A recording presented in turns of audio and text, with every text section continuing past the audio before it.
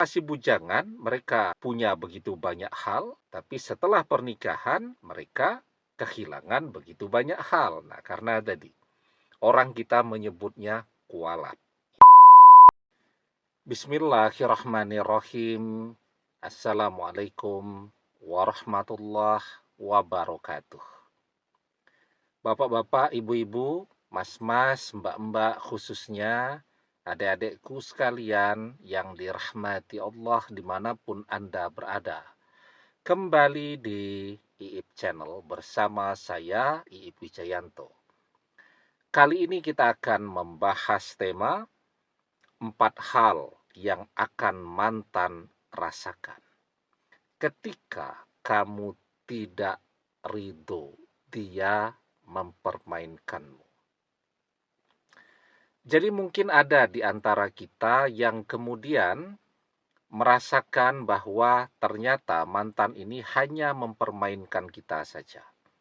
Memanfaatkan, bahkan saat kita masih jungkir balik berjuang ya untuk membuat dia lebih maju, membuat dia mandiri, membuat dia terlihat keren ya. Tapi dia ternyata pada saat itu diam-diam sudah selingkuh dengan orang ketiga.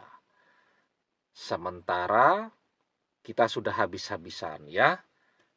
Jungkir balik nih kita kerja untuk membayari SPP kuliahnya, untuk belikan dia baju, untuk kebutuhan bulanannya, dan seterusnya, dan seterusnya. Nah, kita sudah mengeluarkan segalanya, tapi ternyata mantan cuman mau memanfaatkan kita saja. Artinya apa? Mantan sudah berdosa kepada kita. Karena mantan memakan harta kita, hasil jerih payah kita, dengan cara yang batil. Ya ayyuhallazina amanu la ta'kulu amwalakum bainakum bil batili. Wahai orang-orang yang beriman, janganlah kalian saling memakan harta sesamamu dengan jalan yang batil. Nah, ketika kita tidak rela, tidak ikhlas, tidak ridho, sudah dipermainkan oleh mantan tanpa kita melakukan apapun, ya. Artinya ya, mungkin kita membisikkan keinginan-keinginan kita agar mantan menderita dan seterusnya. Tapi secara fisik sepertinya kita diam saja. Dampak ya dari dosa mantan itu akan terlihat pada diri mantan, atau orang kita sering menyebutnya sebagai kualat ya. Nah, jadi ada 4 hal yang paling tidak akan terjadi dengan diri mantan sesuai dengan keadaan mantan itu sendiri. Yang pertama nih, kalau mantan itu belum menikah ya, maka dengan siapapun dia berusaha untuk serius, untuk menikah. Kalau dengan kita kan main-main. Nah, misal dengan orang ketiga dia betul-betul mau serius, maka mantan akan selalu menemui kegagalan. Ada saja yang kemudian akan membuat dia gagal untuk bisa serius dan menikah. Yang kedua, kalau mantan sudah menikah, maka pernikahannya tidak bisa bertahan lama. Selalu rame dengan pertengkaran. Selalu rame ya dengan ego masing-masing. Ujung-ujungnya bercerai. Nah, kita banyak melihat ya zaman sekarang ada begitu banyak orang yang menikah, tapi juga ada begitu banyak orang yang segera bercerai beberapa waktu setelah pernikahan itu. Kita mungkin bertanya-tanya tuh, ada apa kok zaman sekarang ini perceraian kok mudah sekali terjadi? Kan hitung-hitungannya seharusnya kalau masih pengantin baru tuh, orang belum bosan ya, kecuali kalau mungkin ya sudah 15 tahun ya, puluhan tahun gitu kan. Ini baru pengantin barulah hitungannya ya. Masih setahun 2 tahun pernikahan kok langsung bercerai. Nah, tanpa orang sadari, banyak sekali terjadi perceraian karena pernikahan tadi kehilangan keberkahannya.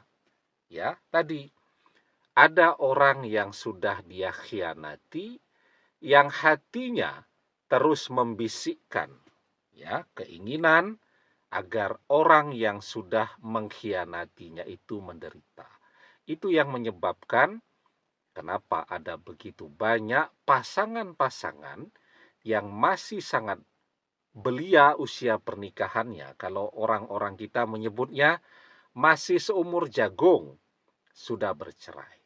Ya, karena tadi ada yang tidak rela, cuman dipermainkan oleh mantannya. Yang kedua. Atau yang ketiga, pernikahannya mungkin masih bertahan sampai hari ini. Tapi dia merasa bahwa dulu ketika dia masih sendiri, masih bujangan, nyari duitnya gampang. Tapi kok setelah menikah, justru nyari duitnya susah. Padahal kalau pernikahan itu berkah, ya, maka seharusnya setelah menikah, pintu rezeki akan terbuka semakin lebar. Jadi kalau orang-orang dulu itu, mereka memulai pernikahan dari nol. Dalam perjalanannya mereka bisa punya begitu banyak hal, jadi mapan. Tapi zaman sekarang banyak yang terbalik. Saat masih bujangan, mereka punya begitu banyak hal, tapi setelah pernikahan, mereka kehilangan begitu banyak hal. Nah, karena tadi, orang kita menyebutnya kualat, ya. Karena dia pernah mengkhianati seseorang yang sampai hari ini tidak rela dengan pengkhianatan itu. Yang keempat ya, mungkin secara ekonomi dia baik, ya, pernikahannya juga masih bertahan sampai hari ini. Tapi dia merasa sulit untuk mendapatkan keturunan. Nah, jadi padahal ketika mereka ke dokter, spesialis obstetri dan ginekologi, SPOG ya, kebidanan tuh ya, dicek itu dua-duanya baik, dua-duanya normal, ya, tetapi kenapa tetap saja bertahun-tahun menikah tidak mendapatkan keturunan. Nah, tadi karena ada orang yang pernah dia khianati, dia sakiti hatinya di masa lalu. Nah, jadi ya, kalau orang kita kan mengatakannya kualat. Nah, tapi sebenarnya itu terjadi karena faktor kutukan dari orang yang pernah dia sakiti hatinya tadi. Meskipun dia tidak berdoa langsung secara lisannya, hatinya saja, batin. Ya, karena orang yang terzolimi itu sangat dekat dengan Allah, ya, bisikan hatinya langsung Allah kabulkan. Wattaqi da'watal mazlum fa innahu laisa bainahu wa bainallahi hijab. Hati-hatilah, takutlah dengan doa orang yang terzolimi, karena sesungguhnya tidak ada hijab, tidak ada pembatas antara dia dengan Allah. Demikian, semoga bermanfaat. Wallahu a'lam bissawab, billahi taufik wal hidayah. Assalamualaikum warahmatullahi wabarakatuh.